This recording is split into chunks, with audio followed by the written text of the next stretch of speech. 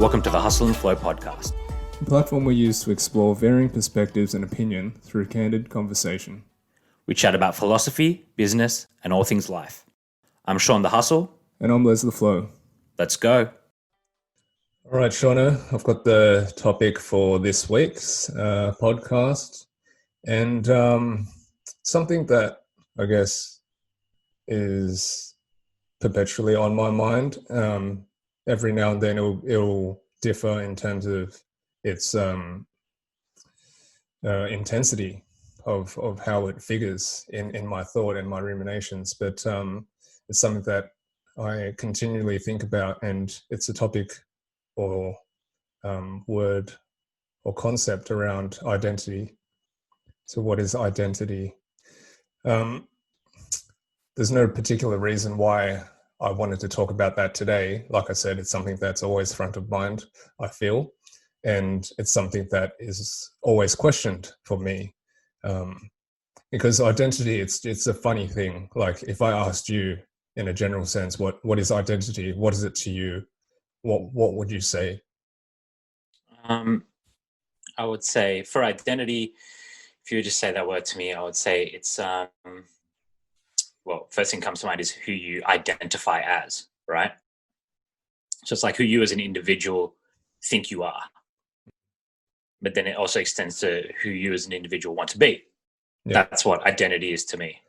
Yeah, and it's super interesting, right? Like let's go at it like in the traditional manner in terms of scratching the surface and then delving deeper and unraveling the layers as we go. Cool. And if we think about identity, and like you said, at a general sense, most people, when asked, what do you identify as, or who are you? It's essentially, you'll get those general things: your name, your occupation. I'm a this, I'm a that. I'm a banker. I'm a stockbroker. I'm a marketer. I'm a professional sportsman. My name is, X, Y, and Z. My name is John. My name is Sally. That's who I identify as, But again, at the surface, I feel like it's very vague, and it's very generic.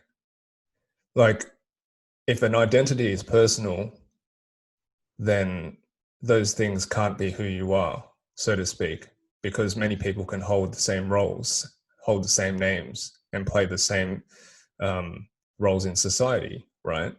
Mm-hmm. So I always think about that, and then that, begs the question again. So what exactly is identity?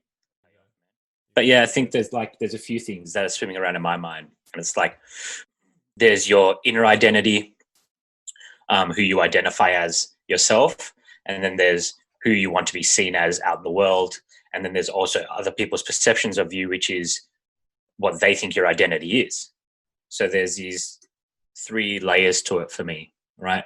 And I think a lot of times they're in conflict for people in their own mind, and that's why people, quote unquote, struggle with identity. Absolutely. It's because of these different elements, right? It's like who you think you are, who you actually are, and what do you base that on as well? Like what you think of yourself, or do you place value on the opinions of what other people see you as or identify you to be? And also what values you're taking into account to identify yourself with, or what values other people have or opinions they have that they're using to identify you with. There's a lot of layers to it. And I think, it's really interesting to think about identity. It's something I haven't thought about a lot recently. But for me, I did do some work on this for myself. And I just came to the point, from listening to other people talk about identity and where you want to be and who you want to become, that you just choose who you want to be and then you become that. And it sounds really simple and it might sound trite to some people, but I do believe that. I think you just choose who you want to be and then that's who you become. And you need to take steps and actions to become that person. And you need to think about why it's important to you to want to be that person. And Yeah. that's a massive element of it. Like, why do you want to hold the identity that you want to hold? It's super important, man, because how you identify with yourself, I think, really impacts on the decisions you make and how you walk through life. Mm. You know Yeah, what I mean? totally. And I think there's a lot to unpack there. And I think it's a good direction for us to flow this conversation. So there's a few things there that I want to touch on. So firstly, you mentioned the conflict, this inner conflict about identity. And I want to talk about that a little bit more in terms of, perhaps our own experiences with that, because, I know myself, I've certainly struggled with it for a very long time, for most of my life, actually. And I'm sure you've also struggled with it as well, Shaun. But also, I want to then talk about this notion of wanting to be someone, right, or wanting a certain identity, and that's important to note as well, because you mentioned simply choosing what you want to be seen as or what you want to identify as and being that, right? And I also think that in a general sense, a lot of the time people don't actually feel like they have a choice. They're sort of just flowing with the flow of the collective identity of what's perceived as something that is held in a decent regard or a high regard, and that's what they'll aim towards without actually feeling that there's a choice to it. Right? Would you agree with that?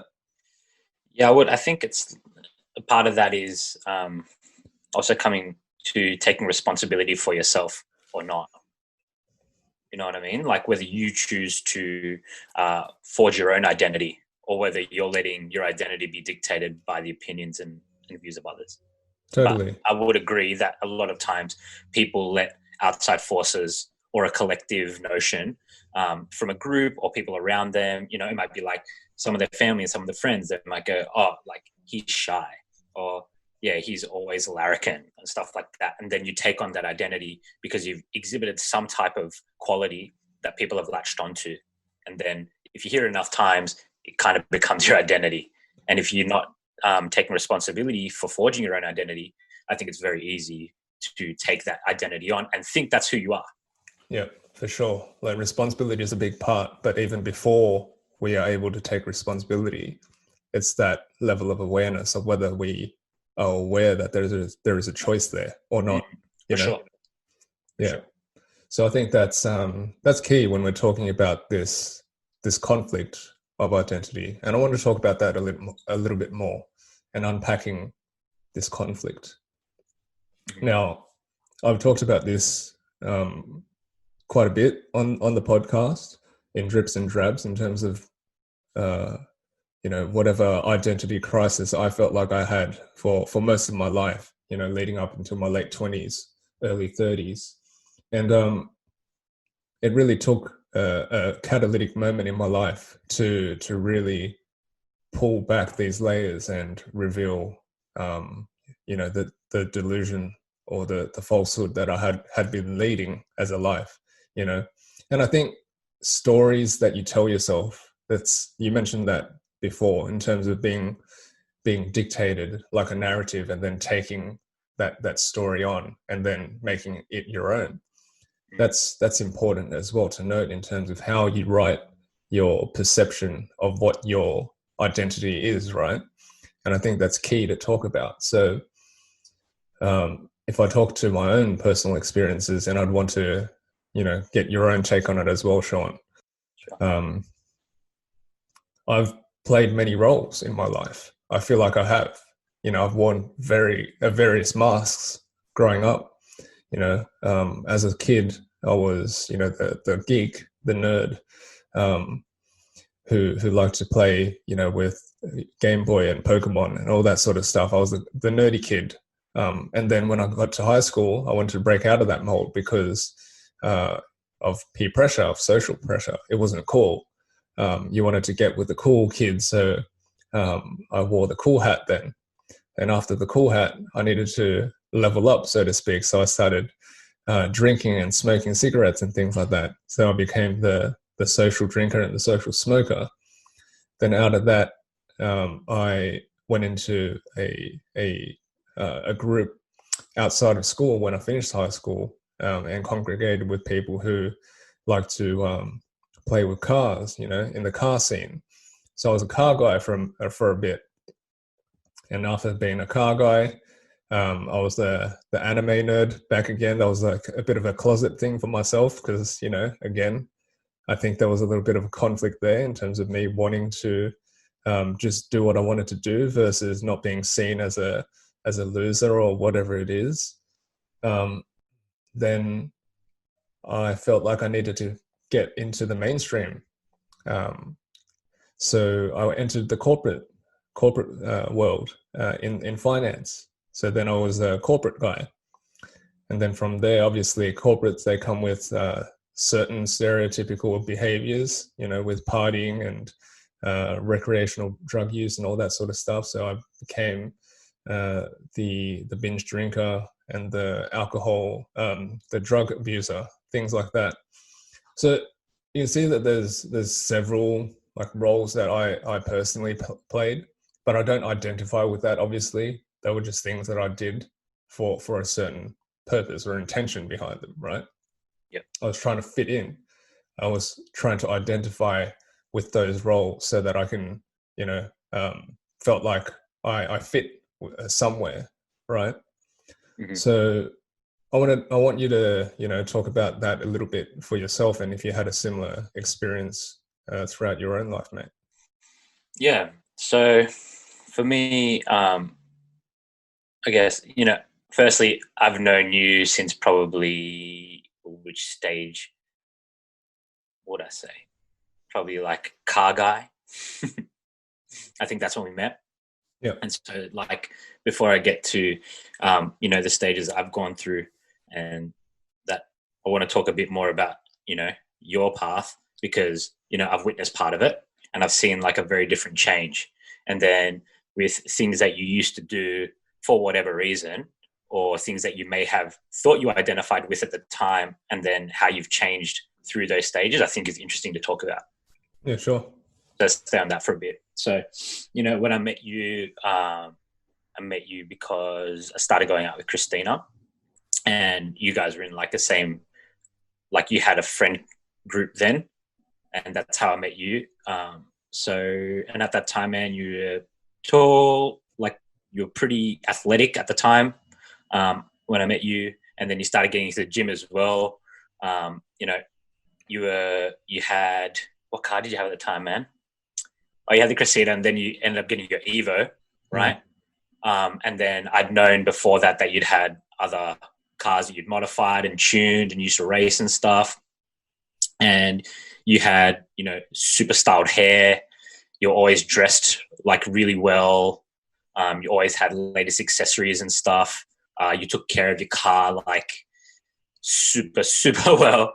And, I guess there were all these different elements that could have easily been identifiable, I guess, to the outside world, right? And then when you look at that to where you are now, it's like chalk and cheese. And not to say that either of them is right or wrong or better than the other. They're just completely different lifestyles.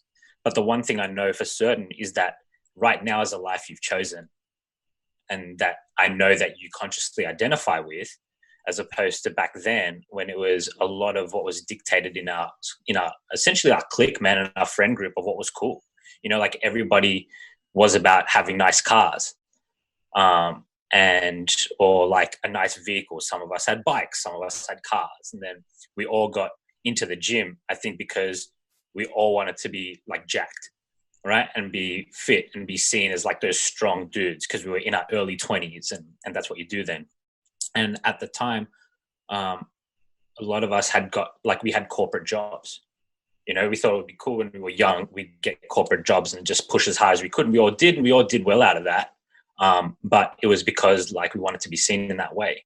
Whereas now you're not in corporate. You don't drink 4 liters of milk anymore to put on size, which is crazy. We can tell that story another time. But yeah, man, it's very different. And like I said, I think the key difference was was a lot being dictated from outside that I feel you took in and that you chose to partake in, I guess, because that's what we all thought was cool at the time, Yeah. right? And I don't think at the time a lot of us thought about the fact of that being that it was outside forces that were causing some turmoil within that we then had to come to terms with and ask ourselves, is that really what we want to do? Is that really who we want to be? You know what I mean? Totally. And I just want Absolutely. to make that point like really clearly. It's like you were doing a lot of things that you thought would be fulfilling that I know for a fact weren't for you, right? Yeah. Because we're very close and we've been best mates for a long time and we've lived together and all of that. And whereas now you're very conscious of who you want to be, you've taken the time to think about that, and everything you do is different to that time. Yeah. And that's thanks for bringing that up, and focusing back on that point, because that is, I guess, important in terms of talking about the conflict, right? Mm. Because it's not to say that I don't have inner conflict now, but it's a very different type of conflict. In Mm. that back then it was truly a lack of real identity as to who I was. I was pretending, I was playing a lot of roles, and like you said, it was for um, the appeasement of external factors. People, to get the recognition from others. Basically, I would say, a lot of the time it wasn't like one specific person or a specific group of people, but generally speaking, the decisions I made in terms of who I was and how I represented myself was about, you know, gaining positive judgment from others. Whereas now, the conflict that I have, and I still have conflict to this day, and I feel like I will for as long as I live, it's simply the fact of recognizing that some of these old behaviors, resurface from time to time. Because if you think about what those old, outdated behaviors were, they were just habits, right? But they had been built for decades. So it's not like you can just identify them and let them go. They're Yeah. going to be there. But the work that I do now in representing myself, and then being aware of old thought patterns that come up that may recognize, identify to an old, habit or an old identity that I held. It's simply about, just pushing that to the side and saying, hey, that's not who I am anymore. That's not how I think anymore. And I just identify and say, hey, okay, understand why I'm feeling that way right now, because I used to want to be seen in a certain way, for example, but it's not important to me anymore. So Mm. you're conscious about dealing with those internally as a exercise of awareness, and then acknowledgement, and then just letting it go, really. Yeah, for sure. And it's important. And it's important to acknowledge all of that as well. Absolutely. Yeah, for sure. So yeah, I mean, that's a little bit about myself and the identity journey that I have played and walked for many years. It'd be cool to look back on some of yours, man. Yeah. So I guess, for me, different stages of my life, I guess I identify given what I was giving most of my attention to at that time, right? So, like when I was a kid, growing up in the family that I did, my parents worked very hard, did a lot to put us in a good position, and education was super important in my family, right? So it was always um, we'd really like you to do well at school. I was really fortunate, man. And I've got parents that are immigrants, but they're not like what you would think of as your traditional immigrant parents. Um, they both studied abroad and then came to Australia. They had very clear goals of what they wanted to do. They were very well educated themselves. And, before they came to Australia, they kind of researched a lot of things. I know that a lot of other people that I know their parents kind of just took the chance and came to the country that they settled in, right? With not a lot. But one running theme in my family has always been like the older generation takes care of the next, and that's something that's flowed through my family for generations and generations. And so that was how my family came to be in Australia, right? Like my grandparents and my great aunt and my great uncle helped my dad and my mom, and also my auntie and uncle, to come here. And they had very clear ideas what they wanted to do, and then they brought their family here. And I only tell that, I guess, that part of my history to show that like we're a very close family, and we respect each other, and we're all very aware of the sacrifices that people have made for us and that we make for each other.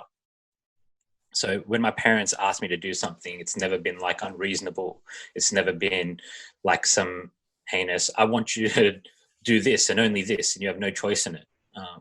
You know, when you're growing up, I think a lot of people think that their parents are stricter than they are. I never thought my parents were like strict per se, but there were some things I thought they were strict about. And when I think back on it now, I'm like, it really wasn't.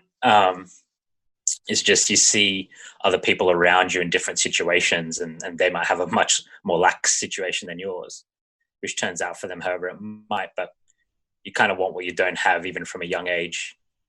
And well, my parents never forced me to do anything, but one thing they placed a lot of emphasis on was doing well at school, only because that had been their path to success in their life. They had experienced success in that way, and it enabled them to push forward and build better lives for themselves, for their families, and also for us as kids, right? So I remember as well, we used to live in St. Clair on the west, and we lived there until it was 9. And after that, my parents actually built a house in Cherrybrook, which was had the best non-selective school in New South Wales, because my sister was about to go into high school, and they wanted us to be at one of the best schools that they could get us into, right? So, like they moved our entire family so that we could go to a better school. And they worked really hard to be able to buy in this area, which was more expensive. And my parents have always worked super hard to provide for our family in that way, to give everybody the best opportunity and a good lifestyle. So because of that, and education being like seen as paramount and a way to get ahead, and my parents were always so good to me, I'm like, cool, I'll focus on this. So during school, I always identified as being a good academic, right? No matter what else went on around me, I was like, I need to be good at this, which served me well because it made me, work hard in certain areas of school. But then on the flip side of it, I never really cared about sport that much, right? And so like whenever we play sport at school, because I'm like, cool, I'm going to do this academic thing. I'm good at academics. Like sport, I'm not so good at. And I think the reason that's important to bring up is because I never identified as being an athlete of any kind, right? And when you do that, it's interesting what happens as well is like, I just think you don't perform it well as those things that you think are not part of your identity. And so, it perpetuates into other areas of your life. Like all throughout school, I never got picked for a sport ever, right?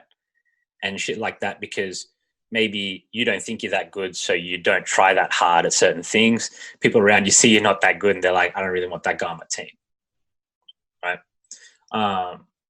And so I bring that up because I feel like when you choose some parts or think you're focusing on a part of your identity, you can let other parts fall by the wayside, and that can affect you in different ways, right? Because then like going through school, I was never part of like the athletic groups or anything like that. And when it came time for PE, like physical ed, not getting chosen every fucking time sucks, right? It does play on your self-esteem for things.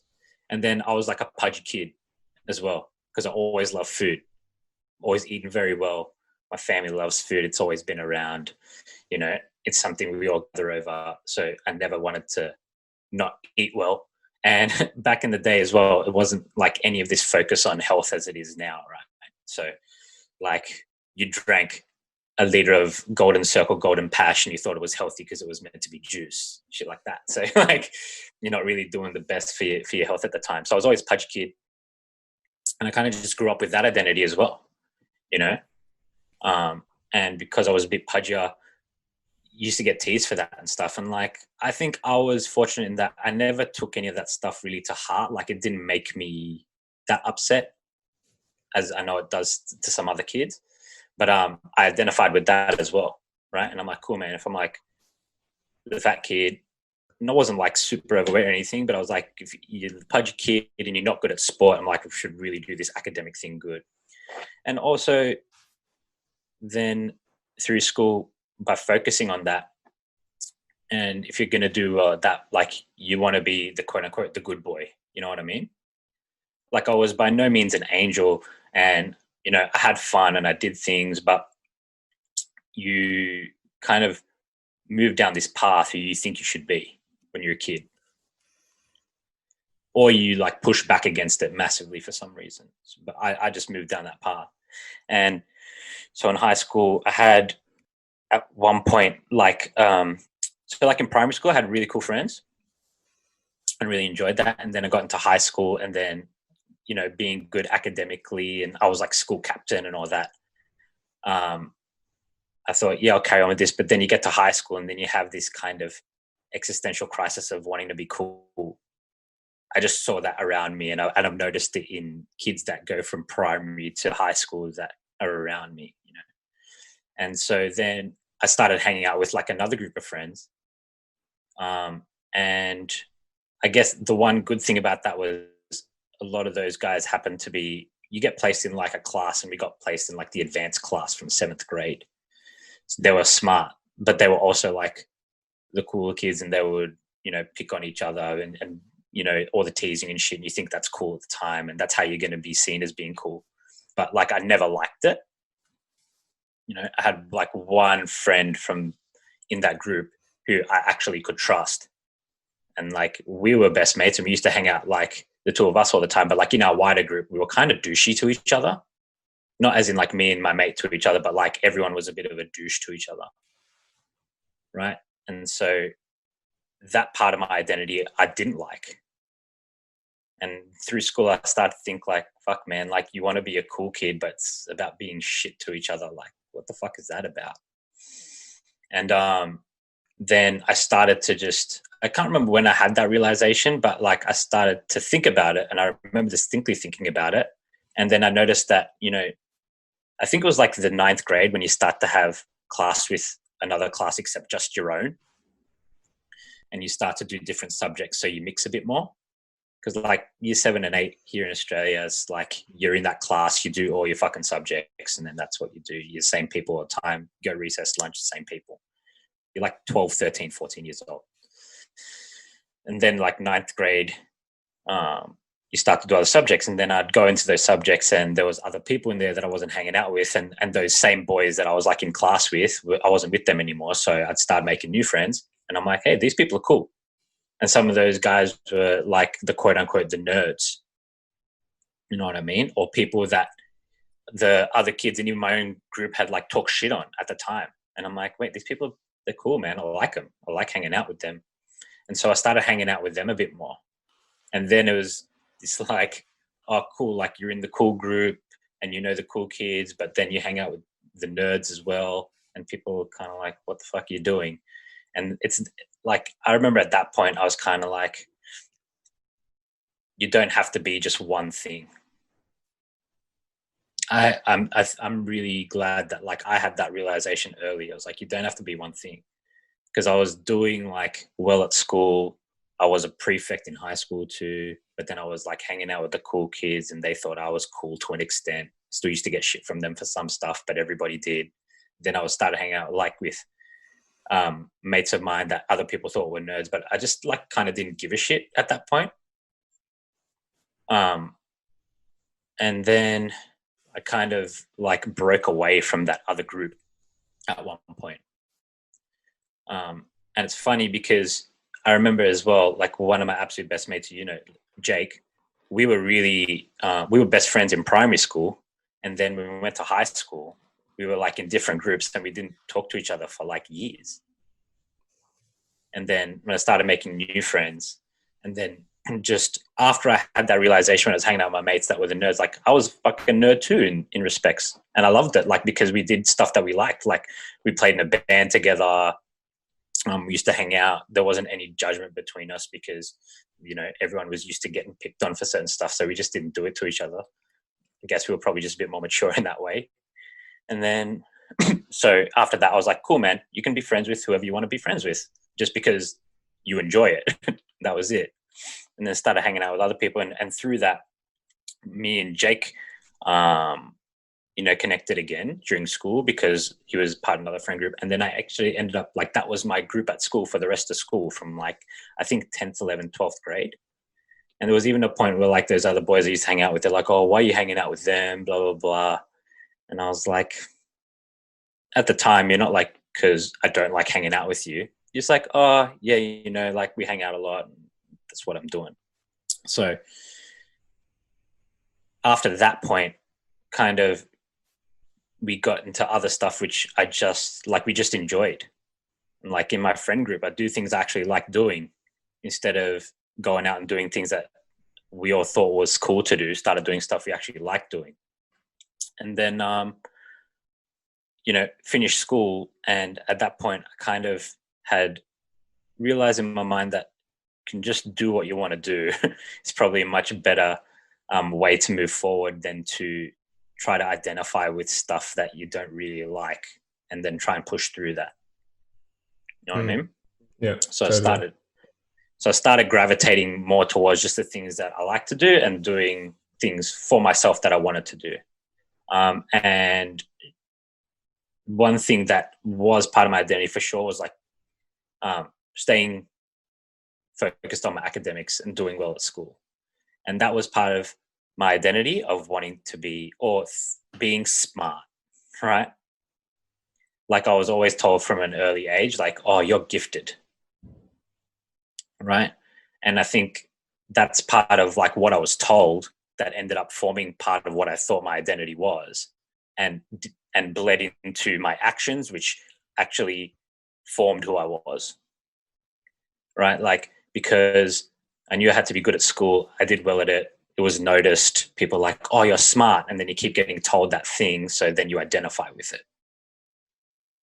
So I carried that through, right? And it worked well for me because then I decided when I was at the end of high school, I'm like, cool, I want to do business at university. I just knew that's what I wanted to do. So I focused really hard on that and it got me to where I wanted to go. But the other thing is, some of those mates that I had in that other friend group, they went on to like, without sounding judgy, like leading pretty average lives that I know for a fact, because I still catch up with one of those mates that I was close with, and you know, he stayed within that friend group and ended up moving away at a later stage. And he tells me about how unfulfilled all these guys are, you know, and how none of them really do have an identity of their own. And some of them opened up to him at a much later stage. Like we're all in our 30s now, man, being like, they didn't know who they really were, like outside of that group. You know, it was like this super clique mentality, and so they didn't end up having the best experience. So I'm glad that like some parts of my identity that I identified with pushed me away from that, right? Because they started doing, you know, other bad shit that took away from doing well at school. And I didn't want to do that because I didn't want to disappoint my family, right? That was important to me. And then after that, like finished school and I was like, cool. I think I've talked about this before in that episode that we did on education with Steve, which is like, for the most part, I hated school. Like I didn't like it. I just always knew life was going to be better after it. And I had some good experiences, but you know, I couldn't wait to finish school. So when I finished school, I was like, cool, this is my opportunity now to really do what I want. And then did well, got into the course I wanted to do. And then I didn't really have any like interests at that time. Like I had stuff that I was interested in, like I did some martial arts at school and stuff, but I never identified with it. And then because I chose business studies at school, I was like, you know what? I want to be like a businessman. And then that's when my whole quest to become like super high flying corporate began in my mind. And I was like, that's who I'm going to become. And so I'm going to do really well at uni, and I'm going to get a good job, and then I'm going to push forward on that. And that's what I chose, I guess, to my identity to be. And so that's what I did, man. Like, and that's when we met as well. Like when I was at uni, I was studying business. I was doing like finance and marketing. I got a graduate role at a really good company, and then I just like worked my ass off, and did really well at that. But that was my identity. Like I chose that, and then because I'd chosen that, like it was also kind of a fulfillment, I guess, of what I thought my family wanted for me. You realize much later, like most of the time your parents just want you to be happy, and they think that like doing well and being comfortable and secure and learning these skills is what's going to make you happy. But like whatever, for me, I was fortunate. I realized I'm like, cool, man, your parents just want you to be happy. But at that time I was like, I want to succeed and do well so I can show that I'm all good. And it was all worth it. And I'm sweet now, you know? And I was like, cool, if I do really well and have a good career, like that's sorted. And so that's what I did. And I did corporate for like 8 years. And I just like literally just worked my dick into the dirt, man. And I sacrificed a lot of my early 20s to work really hard. Like I traveled a little bit, but I didn't go on like massive holidays or anything until I graduated uni and negotiated that time with my work. And then like I was just always on call from like my early 20s all the way through. And one of those, I just have to be really good at this job because I want to be seen as being, you know, a good businessman in certain right. Like I was in sales and marketing. I wanted to become management. I thought that was, you know, a successful position to be in and to be regarded in life. But then while doing that, man, kind of like I had to sacrifice a lot. And there was things that I started to think about once I started to move through my career that I didn't do and I wanted to do. Like I never traveled that much. And I wish I had. I was always like super responsible because I was like, I need to be on point for work. And even things like I remember like for like 3 or 4 years, I didn't drink at all. You know, while everyone was going out partying and going out, like I'd go out, but I wouldn't drink because I was like, I need to be sharp for this. And, you know, you look back and you think there's certain things that you could have enjoyed and done that you wanted to do, but that you didn't because it doesn't form part of who you think you're meant to be. Mm. And then like you feel like you miss out. And so I contended with that for a bit. And then I was like moving through corporate, and it was very stressful for me. Like it was always more than a full-time job. And then I was like, you know what? I want to be my own person because I started to feel like I wasn't, you know, to be very frank, like I started to feel like I was owned. And like whatever my job demanded of me, like I had to do. And then I didn't like that part of who I was becoming. Because there would be things that, you know, I would want to do or I'd plan to do, and something would come up for work that in hindsight was not that fucking important, but I treated it like, you know, it was the most important top priority ever. And then I would go address that or do that and take care of that because that's what a good businessman does, right? Or good, like that's what you do in that situation because that's who you are and who you think you are. And then you let other things go. And that starts to affect your life, you know, and like it did, like one point it affected my relationship, and that affected my life massively, right? And then I kind of just had this realization. I'm like, I'm becoming someone I don't want to be. And I think it's because I'm latching onto this identity of like what I should be. And then I was like, who do I actually want to be? And I was like, you know, I want to be my own person. I want to live and die by my own sword. And running a business for me was a way to possibly do that. Because like I have always been interested in business, and I was like, you know what, this is what I'm going to do now. And so that's when I started like a business on the side while I was working full time. And then that kind of opened up doors for me to do what I wanted to do, because I got to make the decisions of how I spent that time. And then the corporate thing, like I just felt like it was taking more from me than I was getting. And so I decided to end my corporate career to focus on doing my own business full time, right? And I made that switch, and then I was really happy once I made that decision, because it was like a decision for me, and now I felt like I got to call the shots. And the part of me, I was like, what will people think? What are my parents going to think? And you worry about that because it had been my identity for so long. And people were like, oh, you're doing so well. I'd gotten to a point in my career which, a lot of people regarded as being very good for my age. I'd done a lot of cool stuff, and I look back on it now, and it's not so much that you think you're worried that people aren't going to identify you as being that person anymore, and that's going to have its own challenges. But you realize people are just worried for you sometimes, and you misinterpret it. I think that's important to note as well, man. Is like what you think people are thinking about you a lot of times is not what's actually going on, and it's not important. Like you placing emphasis on that or importance on that can lead you down to make some decisions that might not be best for you. Yeah.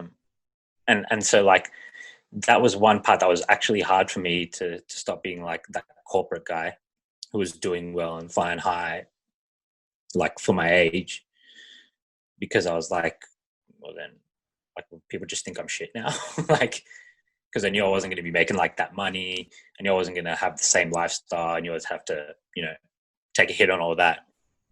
And like people have this idea of what your life is like. And a lot of times people have no idea, right?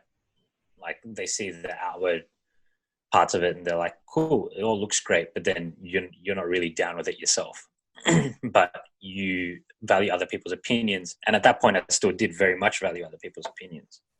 And I didn't want to also disappoint like my parents at that time, even though I was like much older. And, it was not like they were telling me what to do or anything like that. But like my family's important to me, and they did do a lot for me and do right. Like, but I didn't want them to think, oh, that was all a waste, But then that's what I mentioned earlier before. I think like sometimes you think things, but it's like people just want you to be happy. And once I realized that, that you just have to do what you want to do, and then it's going to turn out all right. Yeah. Because then you start operating from a very different point of view. And at that point, when I chose to go into doing my own business full time, that's when I feel like I started to really form my own identity. Because during my corporate career, like there was frankly a lot of things that I did that I wouldn't have done that way. But I was like, cool, I work for this company. That's how they want it done. It's their business. I'll do it that way. And I learned a lot of things that like, I was like, if this was my choice, I wouldn't do it that way. And now I got that opportunity to do that. So I was like, it was a time to live and die by my own sword. And I like that. And then I chose my identity to be like, I'm just going to be my own man and do what I want to do. And that's, after that time is when I just started to look at things very differently, in terms of like, instead of being affected by the outside world and expectations of what you're meant to be, to just what do I actually want to create. Yeah. And that was a big change for me. Yeah. Thanks for that, man. That was a very detailed walk down memory lane for you, I'm sure. I feel like I rambled a lot, but No. yeah, that was just what was coming to my mind. I wanna latch on or talk further about a couple of things that came to mind for me, or ring quite clearly for me. Is that firstly, there was a real conviction towards this identity of being a good academic, right? But Yep. at the same time, you were freely able to move about in the social context and not care too much about that pressure in being one thing or another.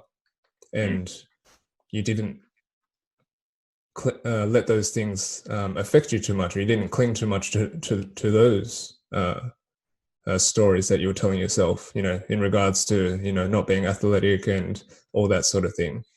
So Mm. talk to me about those two, because it's very different in terms of one's very strong and one's very stout in terms of, like an unwavering focus towards academia, and the other is like you're not even affected by those lines of story, you know. Mm. So and that's very interesting to me, right?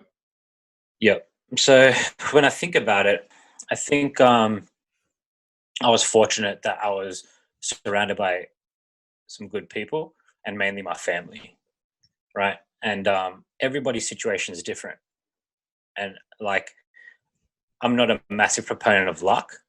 I think that people think that luck is much more serendipitous than it actually is, but luck does exist. And I was very lucky in the family that I got. And when I say that, it's because like my dad has always been someone who's just done what he thought was right. And he's always been very focused. And my mum, the same, right? They're both like focused individuals, had very strong values, and my family at large, had strong values. They didn't waver from them. So I think I just witnessed that from very early age and throughout my life, and it was reinforced. And with that, I guess I was able to, I don't know how, but I chose values that were important to me and I stuck to those. And then I also learned, I just have like these flashbacks, man, of different times through school that, primary and high school, things are told to you and they just made sense to me. So I'm like, oh, cool. Like how peer pressure is exactly that. It's like pressure from people to do what they want you to do. And I thought about that. And I'm like, cool, that's what they want you to do. Doesn't mean it's what I need to do. And things like that. I was fortunate, I guess, in that they were reiterated to me or I learned those lessons, that about like what peer pressure was and that you have a choice to succumb to it or not.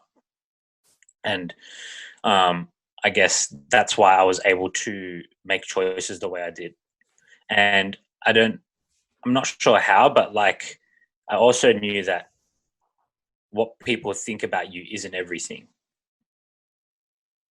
And I think that was important now that I think about it. Right. And I kind of learned that power of that trick when I was young in school that like if you bag yourself out, you kind of take its power away. So, like when someone would poke fun at me or do something, like I'd always just play along. And because I knew that like if I did that, it was like, cool, now what? Like, yeah, I agree with you. And then and so it didn't sting. And I don't know, I just never really thought it was that important. You know what I mean? Like I'm not that into sport. And this is something, which is strange for a lot of people, I guess, who are into sport. But like, I just never saw, like, I've never understood how someone could be so into something that doesn't affect them directly, like team sport. You know what I mean? Mm. And I just remember thinking about it. So I think because of that, I was like, cool, I'm not good at sport, but like, what does it really matter? Because I wasn't trying to be like a professional sportsman and that wasn't part of my identity. So I was able to let stuff like that go. And if someone said something about me and I was like, made a joke about me being like fat or anything like that, I was like, yeah, cool, man. I am fat. Ha ha. Ha. And that was it. And then there was nothing else to it after that. Like it didn't matter. And I think I also just latched onto the things that I liked more than dwelled on the things that I didn't. Yeah. Not consciously. I don't know how that happened. Um, I think maybe, certain things were reinforced in my life when I grew up. Yeah. And I had like there's positive reinforcement of doing well at things. So you gravitate towards them. I Mm. think, I see that in like people as well. Like if you're really good at sport, you're probably going to try a lot harder, and then that becomes your part of your identity. You're rewarded for that, so you focus on that stuff. But in terms of not getting wrapped up in like the identity of anything, um, I'm not really sure how, man. I wish I had more of I guess, a direct way to explain it that could help someone to come to that. But to be honest, man, Yeah. I don't know. I have to think about that a bit more. Yeah, it's certainly something that requires a bit more, in-depth rumination. I feel like it's not something that I would expect anyone to be able to answer, because we're delving relatively deep in terms of what the question is asking. But it's just interesting to me because, like you mentioned this before, and it's a nice contrast, in terms of my own experience. Now that I think about it, you said that your parents didn't really fit the mold of the collective understanding of what a immigrant family was, right? They were educated and well informed and all that sort of thing. But on the flip side, my parents were the typical story, right? So they came in their 20s, early 20s. They just got married in Hong Kong, and they had, very little money in their pocket, less than $100 Australian. And they came because my auntie had moved over here and said that, there could be nice opportunities here for you to raise a family. So they came and they lived that story, that typical immigrant story. They worked very hard. They had multiple jobs, and they went around a lot when we were kids, And when they were around, I don't think that I can remember us having like a very close family dynamic, you know. Um, so there's a very big factor there, I feel, in influencing how one feels or thinks or acts, um, is the environment they're brought up in, right? Mm. And that's super key in my mind, because I feel like as a kid, I've always, sought recognition or validation externally.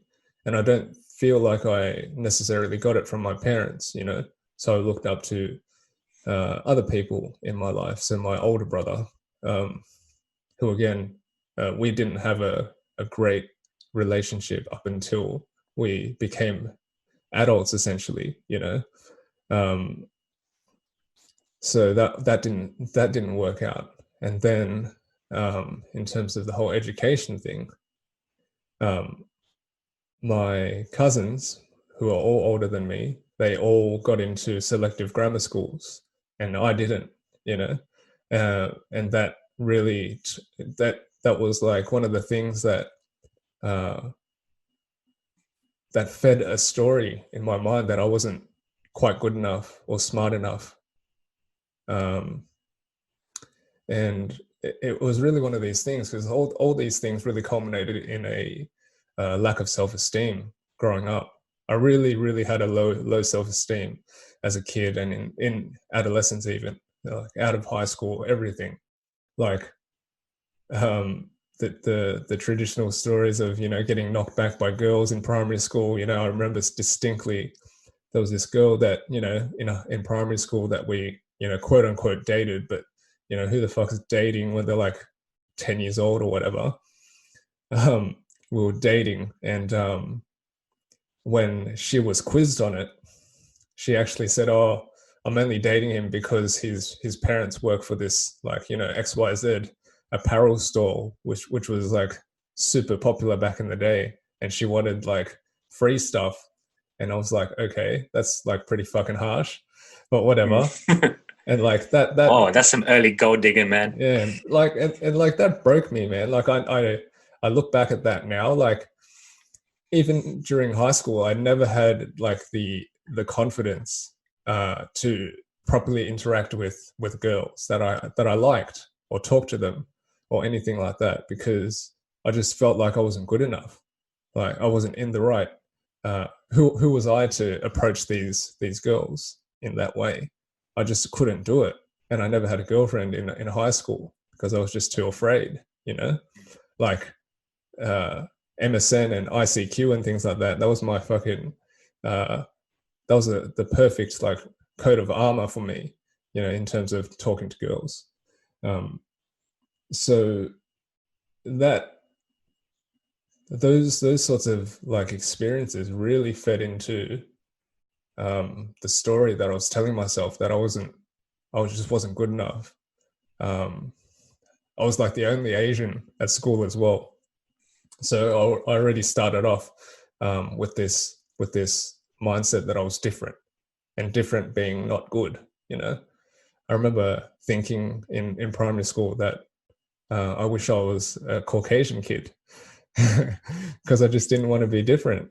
I didn't want to be different because being different was not good. So all this sort of stuff growing up, it sort of fed into this identity that I built for myself, just to say that I was this not good enough. I wasn't seen as being good looking. I wasn't smart. All that sort of stuff. So yeah, I mean, very different experiences through our schooling, I guess. And I think that has played pivotal roles in terms of who we've identified as, Yeah. throughout our lives. But then also a different process of disassociating with those and unpacking that. Because, I say this all the time. If I didn't have cancer, then I'd probably be playing the same role still, because I was afraid. I was that attached to everything that I was identifying with, it was deeply ingrained in me because it meant so much to have people hold me in high regard for whatever reason, you know.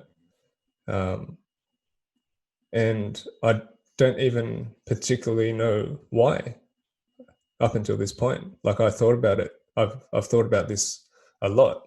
And again, it's likely it stems from the fact that I didn't feel like I got what I needed in terms of comfort and validation as a kid, or attention, or whatever. But it's just interesting to follow those threads back and unpack it and see what it manifests into, because like I said, if in 2013 the test results came back and it said I was clear, or whatever it was, I probably wouldn't be having these conversations with you. I would still living the same life and being quite miserable inside, I think. Yeah. I think so. That's interesting because, like, for you, there was a catalytic event, right? That shook you up to really question who you were and what you're doing, and if it's what you want to be doing. And I think that's something we talk about as well often, which is like, do people need some kind of real catalytic event in their life to learn certain lessons? Yeah. I think everyone's different, right? I think you yourself, you had a wake up call of your own that probably just pushed you further along, or prompted you to just continue along the path that you were already sort of aware of, right? Yeah. It seemed like you had already had a sense that you were looking to do what made you happy. But for me, that was unclear, up until I started questioning myself. I didn't know what it was that I wanted to be, that made me happy. What I thought was that what I was doing was making me happy. I just had bought a house. This is one of the big milestones of any young person, is to buy their first property. I had secured a very one of my dream jobs, at my place of work, and I was doing really well with my then girlfriend, now wife.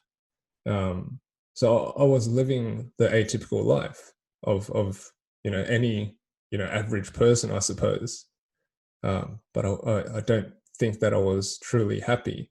Obviously, I wasn't truly happy. But I just didn't know the difference. I truly didn't know the difference. Like until I was faced with like my sense of mortality, I would have continued down. So I feel like it's interesting to look at because it's very different for you and I, right? Like I feel like you had a sense of awareness to it, at least. Yeah, and I can say that I did, because I think one thing that I was for sure up until very recently was an overthinker. So I would run things through my mind a lot, and I also then came to the awareness of like, um, what what are the thoughts you having making you feel, and then what Mm. about it is making you feel that way. And I think that's key. Like, because once you start to identify that you're having certain thoughts all the time and that they're making you feel a certain way all the time, and that's not a good feeling, and you're aware that you have the ability to change it, like that's on you now and you get to choose. Yeah. Whereas if you're just um, running through life, just doing stuff because that's what you think you should be doing, never really stop to think about it, you're not going to have those moments, man. You're not going to like be able to reflect and then see how you're feeling about something and then do something about it if it's not how you want to feel, because you don't even stop to think about like, why do I feel this way? Yeah. And then things, that's when I think it does take like a catalytic event for you, or like some real big pattern interrupt to the pattern that you were stuck in, or that you were just moving through over and over and over again. um so like the awareness is the key, man, I think. Yeah. And I think the other thing is now that we continue to talk about it, right? It's not that there was complete lack of awareness from my part. Like I always Mm. talk about this intuition, this intuitive knowing, you know, this inkling that something was amiss in my life. And for a long time that was the case, ever since my early 20s. It's that the way Morpheus puts it in the Matrix is that that there's something wrong, but you just don't know what. It's like the splinter in your mind, but you can't put your finger on it. And I had that, right? But what prevented me in inquiring further was the fear surrounding everything, all the stories that I had told myself and built up in my mind, about being seen a certain way, not seen a certain way, and the judgment and all that sort of stuff. Those are the sorts of things that stopped me from inquiring any further. Any times I had those feelings, I'd be like, fuck it. I'm just going to suppress it. I'm just going to escape. I'm going to do something to make it go away Mhm. so that I didn't have to think about it. Right. Yeah.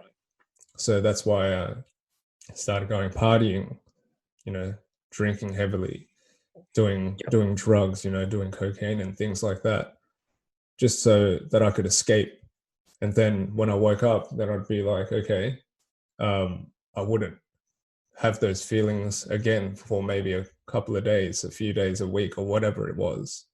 Yeah. Um, and then I'd have to continually revisit, continually escape from those moments, Yeah. um, until that catalytic moment hit and said, "Better wake, you better wake the fuck up." Mhm. Yeah. So And I think that's the thing as well. I think, you mentioned earlier that there are things in your childhood that you feel, or acknowledgement that you didn't receive, right? And I think also there's things that you witness or you don't. And people talk about it, and I truly do believe it now when I just think back on my own life and about the lives of the people around me and how they told me the story of it. And then also seeing little kids now, that your childhood and how you move through that, like how you're raised. Because when you're a kid, you're reliant on your parents, right? Or whoever's taking care of you. and the environment you're in, it's molding you, period. The things you are told, they're going to become your identity. And I truly believe that, right? That's why I think the reason that I can learn things and grasp things is because from a very early age, like I was told I was smart. And I really do believe that if I hadn't got that type of enforcement, maybe I just wouldn't be good at shit or think I wasn't, didn't have any type of intelligence and would have been very different for me. Because I see it with other kids that have grown up around me as well. They'll exhibit one little quality of something, right? One time when they're a kid, maybe once, twice, a couple of times, and like their parents latch onto that and keep saying that's what they are, right? Like, oh, little Jimmy, he's shy. And if you keep telling that kid, like your parents are your world, whoever's taking care of you, they're your guiding, like they're your guidance period.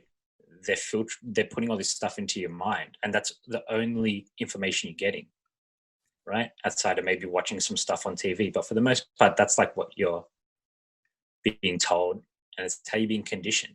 It's very real. So if you're a little kid and you keep being told that you're shy by the most important figures in your life, you're going to be shy. That's how you're going to act, right? Because also that's like what's expected of you. And when you're a kid, you generally do what's expected of you, and then that's what your identity becomes. And so on the flip side as well, if you're not getting that type of feedback as well, I reckon then you're searching for it, and then you try all these different things, but you're not so aware because like you're so young. Yeah. I mean, and I think like the enforcement of things has a massive part to play in it. Yeah, Like, totally. Especially at that age. yeah, Especially at that age, because like you said, we as humans and our brains are most malleable when we're growing up until uh, pre-adolescence. yeah, That's when our minds are being shaped and yeah, those neural pathways are being created, right? So like you said, if we hear it enough, we will believe it yes, and it will start becoming our reality. yeah. Yeah. Because one thing that I believe is to be the truth is that no one is stronger than their environment. Mm. Like it's just you see it time and time again, and you see that like in social groups, in families, in relationships, and just like it's very hard when you have that much outside force coming in, right, to withstand it. Yeah. Um, Totally. humans that can do that are very few and far between. Yeah. And that's why they say it's so important of like your environment and who you choose to hang around with. And it's why parents are so particular about who their kids are hanging out with, because they know that the environment they're in is going to mold the person they become. Yeah. Right. And then when I think about that more, I think that's one thing my parents did, what I would say is very well, is like we're very mindful of the environment that I was in.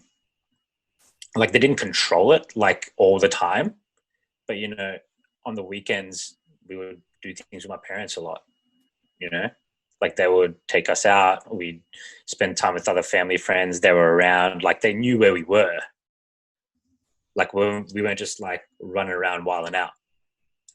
And we were, I guess, deliberately placed in certain environments because that's the environments they thought would help to shape us into better people, or people that they thought would walk well through life. And then when you look at, and I think about other kids that I had around that, at that time you're like, oh man, they have so much freedom, but they're just running around doing stuff. And like, yeah, in high school as well, like doing drugs, they were drinking. They could go out whenever they wanted. Their parents just gave them money. They like, man, they did a lot of stuff that harmed them. You know what I mean? And a Yeah. lot of things that still affect them to this day. Of some of those people that I know, like I don't hang out with them, but I know what they're doing, like how life's going for them, right? And doesn't seem so great. And Mm. I think it's because of the environments that they were in. And when you're a kid, you don't know better. Like, you're trying to be cool, you're trying to fit in, you do certain things. Or like if you come into drugs and alcohol when you're really young, like your view of the world and your experiences are very different Mm. and sometimes warped, right? Um, and so yeah, the environment that you're in, I think, has a massive determining factor on your identity Yeah. and who you think you are, and then who you become. Yeah. We're certainly shaped by it.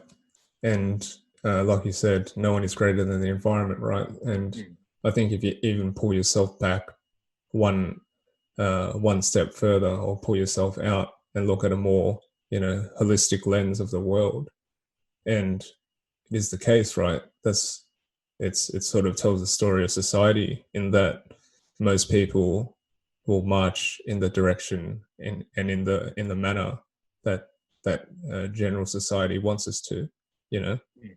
And it's such a powerful force, in Yeah, determining who we become. for sure. And I think so. So what's important about that though is once you do get older and you start to be able to see things for yourself, right? However, you come to that knowledge, whether it be you witness it, you start to study other people, however you come to it, I think once you realize that your environment is a determining factor of your identity and how you're going to act, which forms part of your identity for sure, um, you can do something about it and then you can change your identity. And there does come a time, I feel that, if you do study other people or you come into some form of awareness, that you realize that you can be the author of your own life. Yeah. Right. And I think that's super important to highlight is like, yes, your environment does affect you and no one is stronger than their environment, but you get to choose which environment you're in after a certain point in time. Right. Once you, Absolutely. like, especially once you grow up, and then once you make the choice to put yourself in certain places or in certain environments or with certain people, that can drastically change your life. And you have, once you learn that, it's on you. And then I want to come back to the point of you got to take ownership and responsibility for your own life and your own choices. Yeah. Um, It's fundamental. because yeah, that's super key. Like, it's super key because you may not be the person that you want to be, but you're you're not the person you want to be yet.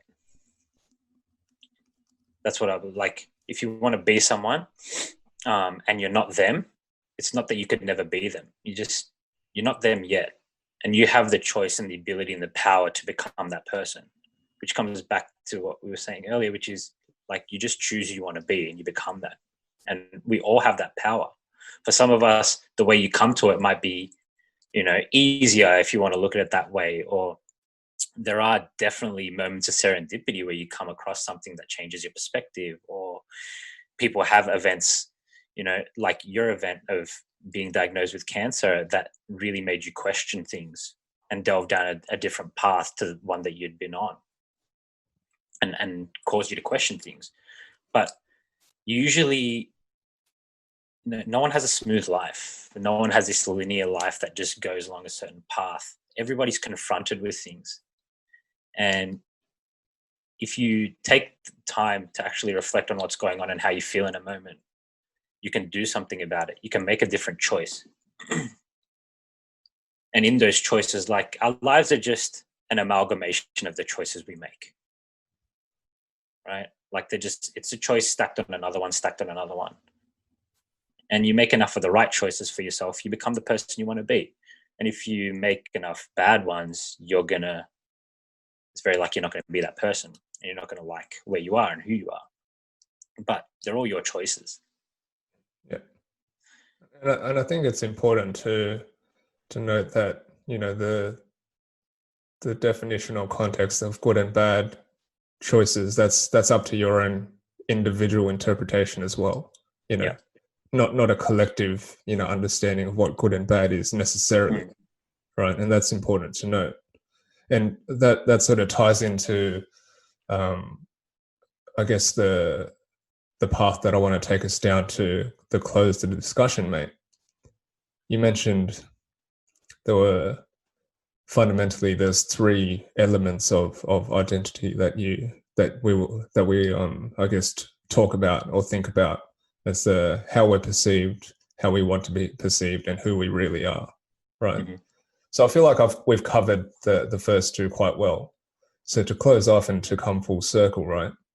And this is a tough question, and I myself will openly say that there is no, answer to this.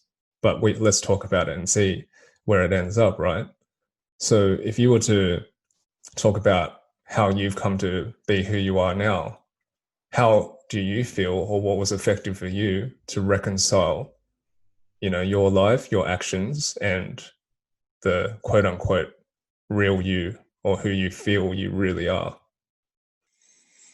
So I'm still like, I don't overthink as much, but I'm still very deep thinker. And one thing I do a lot is reflect. Right. So like, I don't really give a shit about the past apart from what it's taught me and what I can take from it to move into the future. Right.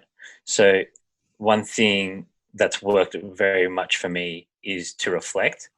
And what I reflect on more than anything is how things make me feel. Right. We all have this, like you said, intuition. And whether you open yourself up to it or not, I think is the key. When you reflect on how you feel when you think about anything, your gut tells you, man. And I don't know how to explain it. I don't think there's any real science behind it. There may be that I'm not aware of, but you get this feeling, man. There's a physiological response your body has to the emotions you feel. And I really look at those as a tell. So I reflect upon something, I think about how it makes me feel, and then I choose to move one way or another based on that.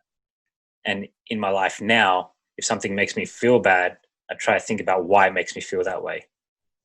And then I try to think about what I can do to not feel that way anymore, or to feel good. And that's what I do, man. I really try to reflect on like how things make me feel. And then after that, focus on what I'm going to do to feel different. And like, your body just knows, man. Like, your gut just knows. And you need to move more towards the things that make you feel good. And another big part of it is reconciling any sort of guilt, or I guess sort of ill feelings you have about doing what you want to do. So like, one of my friends, Dan, he taught me one of the greatest lessons in my life, which was, he was like, Coops, don't ever let someone else make you feel guilty about doing what you want to do. And I think that affects a lot of people. When I look back, there's a lot of things that I didn't do in my life because I was afraid of how it would affect other people. And what I mean by that, and realize now, is of how I thought it would affect other people. Right. And maybe how their perception of things or their perception of me might not go down so well. Right. But then I think now more than ever about the fact that everybody's just out there running around trying to do their own thing. And a lot of times trying to make you fit into their plan. Right. So if that's the case, and everybody's doing what they want to do and trying to make you fit into their plan, what about your plan? Why is their plan any more important than yours? And I think about that a lot, and I have a gut feel about that. And I reflect on that a lot. And then I move based on that. Because the other thing I think is, we've talked about this before, is about having your own values and having a creed. That's been key for me, right? Like, I've chosen who I want to be, and I've got these values, and I think about it so much, and then I try to act in accordance with those values, that when I do something that's not in line, or I think of doing something that's not in line, it kind of gives me that physical jolt as well now. Like, I've thought about who I want to be as well. And I think that's very important. I'm like, who do I actually want to be? Because like I've been saying, man, you choose and that's who you become. And once I learned that, I'm like, you have to choose. You have to think about who you want to be. You have to spend time on that. And you have to use things like your gut feel, the values that you want to ascribe to, and move forward, and then come up with ways that you're actually going to act, or not, sorry, ways that you can act. You have to put in place values for yourself and virtues, I think, as well, that you strive toward. And then you have to actually do the hard work of acting in accordance with them. Because if you don't, after that point, you're going to feel shitty. And understanding that, I'm like, that's why there's certain things, like taking the hard route on some things that you might not want to. You, after enough times, you know how it's going to feel, and you don't want to feel that way. So you do what you know you should. Yeah, for sure, man. Echo many of those sentiments. And I think that, aside from what you spoke about, and I want to expand on a little bit more, is that firstly, there has to be a recognition and an acknowledgement that it's very, very likely that you're never going to truly know exactly who you are in this lifetime. Like, exactly. So there isn't a fixation on being exactly a certain way or acting a certain way, Like there's this allure of perfection that the Western world paints, or the modern world paints. But to me, that's just bullshit, right? There's no such thing as perfection, in a collective sense. So once you take yourself away from that, then you, like you said, in terms of however you want to describe it, intuition, your gut feel, these things are so important for you in how you act. But firstly, you can be as open or closed to it as you want. And if you think it's hokey and woo-woo and too esoteric for you, then you're closing yourself off to it, right? But firstly, you have to be open to it before you can, do anything else. Because there are sciences out there about it, but whether that's like important or not to you it's up to you. Like it's when people say that we're all energy and we're all vibration and all that sort of thing, that's what that's all about, right? We're all like made of the same stuff and we vibrate at different frequencies and all that sort of stuff. I don't want to get into that too much, but like you said, it's about really understanding or getting to understand yourself as a body, as a being, whatever it is. And intuition is the key factor in communicating with yourself and what it means to you. Like those moments when you're listening to your favorite song and you get those feelings that just run through your entire body. It may not mean something very important or or profound in the context of your entire life and who you are, but it tells you a little bit something about yourself. Like I challenge anyone to go out into nature and just sit there for 5-10 minutes and be still and not feel different to when they were before they stepped into nature, right? You will feel palpably different if you're in nature and you're just focusing on just feeling what it is that's running through your body, right? Those are the signs. Those are the things that really direct you to who you are and who you want to be, or who you feel you truly are inside, like beneath all of this, like thinking and rationale, right? And that's the other thing as well. I think that it's important that you are able to separate the two. Like it doesn't necessarily marry up, like this intellection of things. Like it's not necessarily going to make sense in a rational sense, and it doesn't necessarily have to, right? Like that's a lot of the time is what stops people from, the classic example of getting out of corporate. Oh, how am I going to live? How am I going to make money? But at the end of the day, if it's truly what you want to do, and it's like the difference between you working and making money in a salaried job versus living your life's purpose, it's pretty clear that you'll figure it out. No, right? That's the important part. There is nothing else to it. Like the overthinking part is important in that it can cloud your intuitive judgment, right? Mm. So,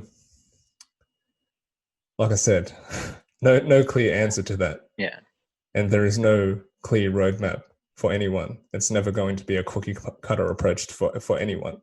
Mm. But the point is that it's about trust in yourself and giving yourself the space and time to do that for yourself.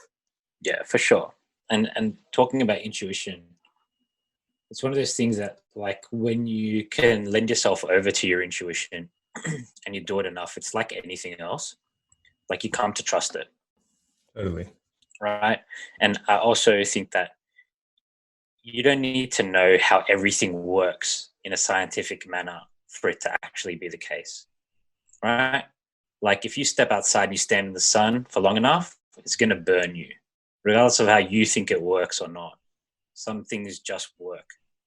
And intuition is one of those things, right? And if you're someone who is open to being guided by your intuition over time, like, you're able to hone that skill. I really do think it's a skill, like Totally, a lot of for things. sure. Like it's essentially another way of communication without using Yeah. words or language, right? And if you want to use an example that a lot of the people or population of the world, um, you know, uh, are aligned to, it's religion. Religion is one of those things.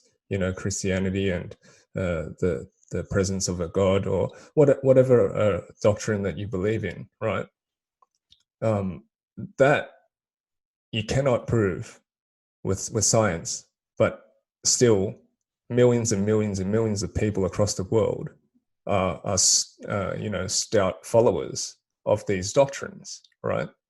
So it's very paradoxical that we as a general collective people, we only lean towards things that are scientifically proven, yet a large majority of people also have these deep faith and belief in things that you cannot prove in that same way, but make palpable, life-changing, differences to their lives. Mm. And I think, like, on that, it's just, there's plenty of things that we don't know how they work, but they just work, right? Totally. And there's scientific theories on things, but again, they're just theories, right? But you know that with enough examination, you're pretty sure that's how it works. Intuition is one of those things, and And I because, think that's almost enough to a yeah, sense, right? yeah, exactly, it is. I think it's enough. Mm, And I would just challenge anyone who's kind of thinks it might be hokey to just open yourself to mm. that possibility, right? Because I think that intuition is really, it is definitely a form of communication, like you mentioned, and I think it's a lot of times one of your body's way of communicating with itself, right? And I think also, like, and again, depending on how you want to see it, it's the way of you yourself, your body communicating with the wider universe as well, right? Mm. And Yep. nature and everything that it's connected to. But like, again, in terms of to those who are like completely fixated or black and white about the need for scientific resolution, that in itself is a delusion. Because let me tell you, science, although it has brought so much great advancement and technology for us to this day, science is still an understanding at a point in time. It doesn't mean it stops, right? It doesn't mean that we've ticked the box on the understanding of whatever it is that we've quote unquote scientifically proven, and then it's on to the next one. Like, do not forget that it was once a scientific claim that the earth was the center of the universe. you know we as humans claim that through quote unquote science back in the day. you know Yeah, well, I think a lot of science and just understanding is based on the best available information at the time. That's right. And new things come to light all the time, right? So something might not be believable to you now, but with enough evidence, it becomes believable and then becomes what people come to think is the truth. So just because something's not explainable at this point in time doesn't mean it won't be later. And in the same vein, doesn't mean that it's not an actuality or not Yeah. a reality. Yeah. And I think like evidence doesn't need to be necessarily objective either, right? Evidence can be subjective experience, of Yes. of a particular person. Um, you know, so yeah, I think I think we've talked around for quite a bit on this one. Yeah. Um, That's interesting because I haven't thought about it for a while. yeah, no.